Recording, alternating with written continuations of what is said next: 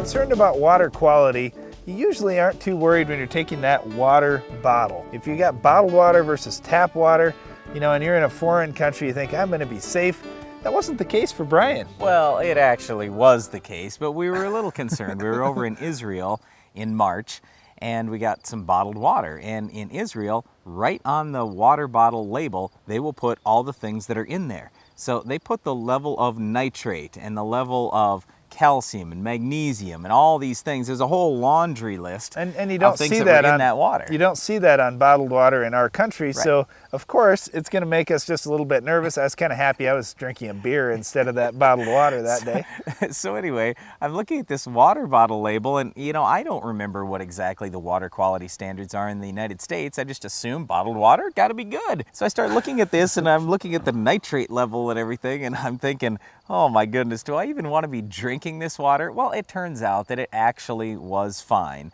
And all the numbers were below the water quality standards that we have in the United States, or should I say within the water quality tolerances we have here. But when I read that nitrate level, that seems like an awful lot of nitrate.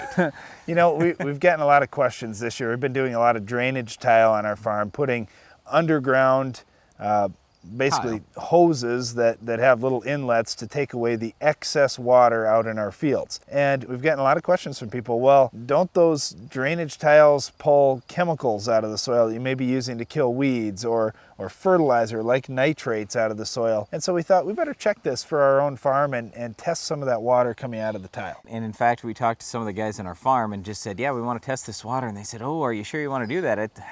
Maybe it won't be that good. And I said, I'm not worried. The thing is, when we've got tile that's put in at the right level, we're talking 3 to 5 feet deep, something like that, and we have good soils, and we're doing the right things above ground with fertilizer, pesticides, things like that, that soil will naturally filter out all those contaminants, and by the time that water hits the drain tile, it should be pretty clean, and that's exactly what we found. So when we tested the water out of our drain tile, you know what? In a couple of cases, it was actually better than the water quality of the water bottle that I was drinking over in Israel. So it was nice to see that we were doing some of the right things at least. Well, don't misunderstand, Brian. We aren't looking for another side income for our farm. We're going to bottle the water coming out of our drainage tile or anything. But we are concerned as farmers that we want things to be right with the environment. Because think about it. When you're a farmer, you're going to be farming the same piece of ground for years and years to come. Hopefully, like in the case of Brian and me, we've got young kids that we'd love to see take over the farm someday. And if you can pass it on generation to generation, you don't want to be making mistakes out there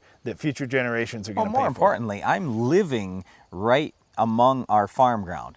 Okay, so if I'm living here, I don't want to be polluting the land or polluting the water or anything else. And the other thing is, if we did test this water coming out of the drain tile and there were lots of chemicals or fertilizers or something like that, I don't want that. I want that left out in the field for the crop. So you got to do the right things. You got to put the tile at the right depth. There's a little bit that goes into this whole thing, but if it's done properly, everything turns out fine, and what we're doing is actually better for the environment. And let me quickly explain that. If you get a big rain, and let's say your soil is totally saturated with water, where does that rain go?